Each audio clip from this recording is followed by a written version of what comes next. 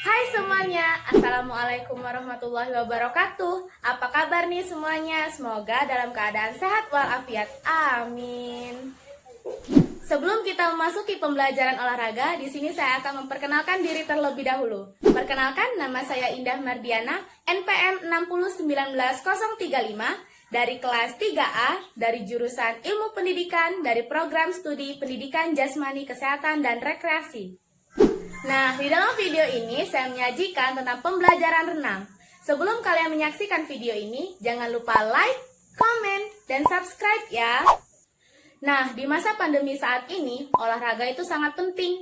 Kenapa Kak olahraga itu sangat penting? Karena olahraga bisa menjaga daya tahan tubuh kita dan menjaga kesehatan kita. Olahraga juga sudah disenangi oleh banyak kalangan masyarakat, baik itu orang tua, orang dewasa, bahkan anak-anak. Bahkan juga olahraga ini menjadi hobi mereka. Sebenarnya apa sih olahraga itu? Olahraga merupakan bentuk khusus dari latihan fisik yang dilakukan secara teratur dengan durasi, frekuensi, dan aturan dengan tujuan untuk menjaga kesehatan dan kebugaran tubuh. Olahraga ini juga banyak jenisnya. Ada olahraga sepak bola, futsal, berenang, bersepeda, dan masih banyak lainnya. Nah, di dalam video ini saya menyajikan tentang pembelajaran renang. Apa sih renang itu? Renang adalah gerakan yang dilakukan secara teratur di air dengan gerakan yang cepat dengan menggunakan tangan dan kaki. Sedikit cerita dari sejarah renang. Renang sudah ada sejak abad dahulu. Renang pertama kali ada di negara Eropa pada tahun 1800 dan sudah diperlombakan di Athena pada tahun 1896. Nah teman-teman, sebelum kita melakukan olahraga, alangkah baiknya kita melakukan pemanasan terlebih dahulu. Karena pemanasan itu sangat penting. Kenapa Kak pemanasan itu sangat penting? Karena dengan pemanasan kita akan terhindar dari cedera. Jika kita tidak pemanasan, kita akan mengalami cedera. Sebenarnya cedera itu apa Kak? Cedera atau luka adalah kerusakan yang terjadi di struktur tubuh atau fungsi tubuh akibat paksaan. Nah, jadi jangan sampai ya kita terkena cedera. Dalam renang juga memiliki cedera. Salah satunya adalah otot hamstring. Otot hamstring adalah otot-otot pada paha bagian belakang. Otot inilah yang menjadi penggerak pinggul sampai kaki ke arah belakang. Nah, gejala yang mungkin terjadi pada otot hamstring adalah yang pertama, gejala sakit dan nyeri pada paha bagian belakang. Yang kedua, terjadinya bengkak dan memar pada paha bagian belakang. Dan yang ketiga, terjadinya putus sehingga kaki tidak bisa menahan berat badan. Yuk saksikan video pemanasan berikut ini.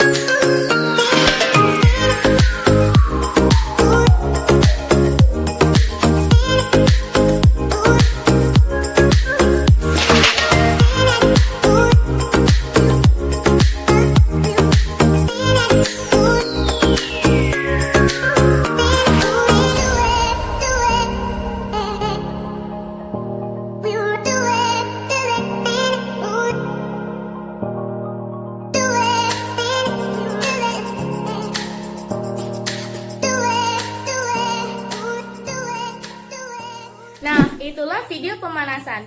Sebelum berenang, kalian harus lakukan pengambilan nafas. Yuk simak video berikut ini.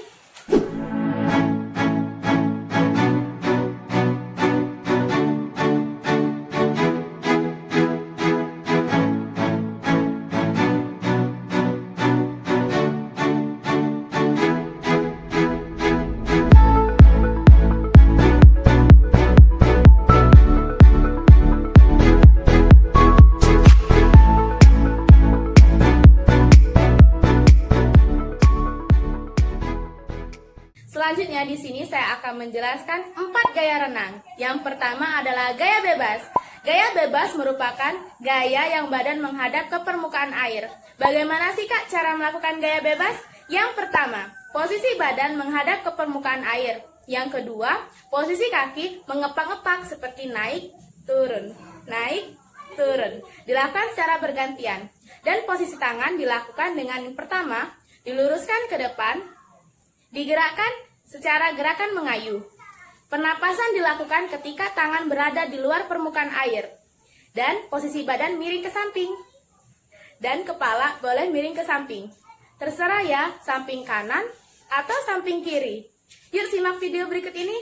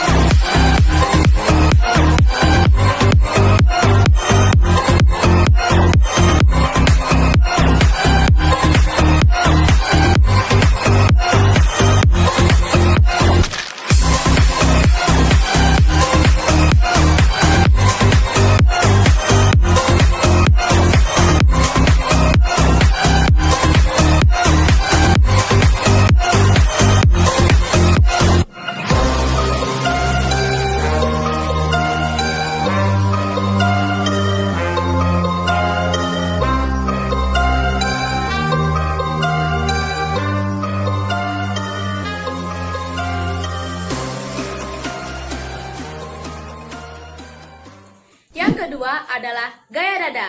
Apa sih Kak gaya dada itu? Gaya dada merupakan berenang dengan dada menghadap ke permukaan air. Namun berbeda dengan gaya bebas. Gaya dada posisi badannya tetap dalam keadaan stabil. Bagaimana sih Kak cara melakukan gaya dada? Yang pertama, posisi badan tengkurap mendatar di permukaan air. Kedua tangan diluruskan ke depan, kedua kaki diluruskan ke belakang. Yang kedua, gerakan kaki. Gerakan kaki pada gaya dada ini ketika kedua kaki menarik ke samping dan menekuk kedua lutut sehingga kedua tungkai kaki bertemu di belakang bokong dan kemudian dilakukan lecutan. Yang ketiga, gerakan tangan. Gerakan tangan pada gaya dada ini yang pertama diluruskan ke depan, kemudian dibuka selebar-lebarnya dan badan akan maju dengan sendirinya. Kemudian tariklah tangan di bawah dada. Nah, pernapasan pada gaya dada ini ketika tangan berada di bawah dada dan kepala diangkat keluar permukaan air. Kemudian ambillah nafas dengan menggunakan mulut dan dikeluarkan secara perlahan. Nah, yuk simak video berikut ini.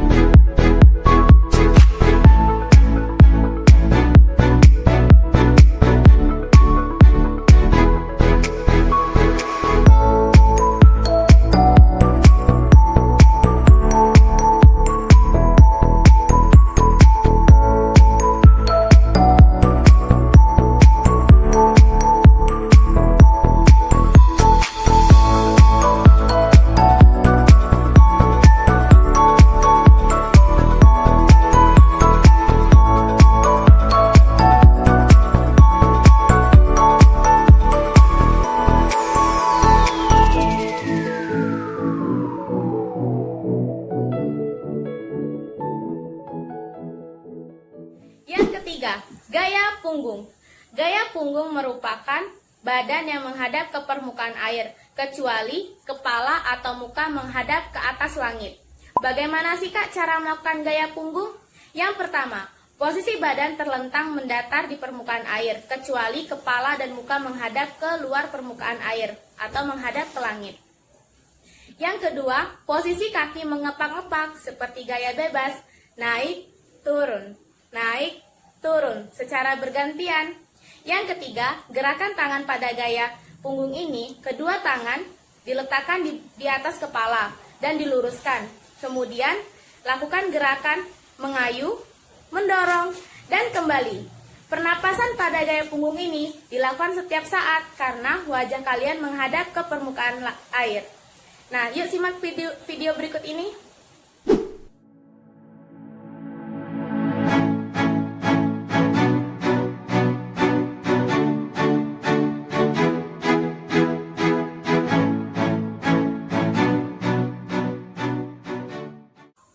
Yang keempat adalah gaya kupu-kupu. Apa sih Kak gaya kupu-kupu itu? Gaya kupu-kupu merupakan salah satu gaya yang diperlombakan dalam olimpiade atau lomba-lomba resmi lainnya. Karena gerakan kaki pada gaya kupu-kupu ini seperti lumba-lumba atau dolphin. Bagaimana sih Kak cara melakukan gerakan kupu-kupu? Yang pertama, posisi badan kalian seperti gelombang, berirama seperti ini. Yang kedua, fleksibel, tubuh bagian bawah dari pinggul sampai kaki sangat diperlukan. Yang ketiga, teknik gerakan gaya kupu-kupu ini seperti gerakan dolphin atau lumba-lumba. Yang keempat, posisi pandangan kalian berada di bawah dan ambillah nafas ketika kalian memerlukannya. Yang kelima, kayuhan tangan sangat menjadi keutamaan dalam gaya kupu-kupu ini.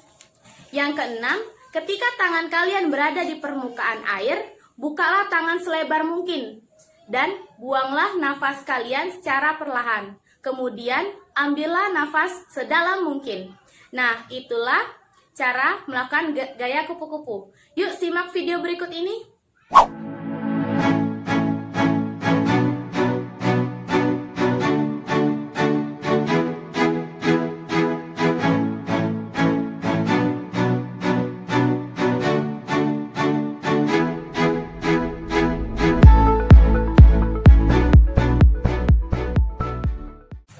Di dalam renang mempunyai sarana dan prasarana. Yang pertama, kolam renang. Pada standar nasional, panjang kolam renang 50 meter dengan lebar 25 meter dengan kedalaman 2 meter. Pada standar internasional, dengan panjang 50 meter dengan lebar 25 meter dengan kedalaman 3 meter. Yang kedua, baju renang. Gunakan baju renang senyaman mungkin dengan bahan yang elastis. Yang ketiga, kacamata renang. Kacamata renang berfungsi untuk melindungi mata kita agar tidak terkena iritasi karena bakteri dan kuman yang terdapat pada kolam renang. Yang keempat adalah topi renang yang berfungsi untuk melindungi rambut kita dan kepala kita dari kuman dan bakteri yang terdapat di kolam renang. Nah, untuk teman-teman yang ingin berenang, maksimal berenang dalam waktu 30 menit. Dan dilaksanakan 3-5 kali dalam seminggu. Minimal dilaksanakan 10 menit dan 1 kali dalam seminggu. 10 menit dalam kalian berenang bisa membakar 60 kalori. Wow, bagus ya. Nah, di dalam renang mempunyai tujuan dan manfaat. Apa sih Kak tujuan dan manfaatnya? Tujuan renang bertujuan untuk kita melatih pernafasan kita agar tetap kuat dan panjang. Hal ini karena ketika kita berenang, maka tubuh kita akan menggunakan otot anggota tubuh untuk memicu aliran darah ke jantung, paru-paru, sehingga pengaliran darah kita lancar. Selanjutnya, manfaat renang. Apa sih Kak manfaat renang itu? Renang bisa meninggikan badan, karena pada saat kita berenang, seluruh anggota tubuh kita bergerak. Yang kedua, bisa menurunkan berat badan. Yang ketiga, bisa menghilangkan stres. Yang keempat, bisa menurunkan kolesterol. Yang kelima, bisa menjaga kekuatan otot. Nah, itulah manfaat dari renang. Selanjutnya di sini saya akan menjelaskan peraturan renang.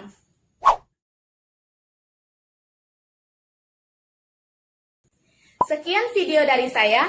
Lebih dan kurangnya saya mohon maaf.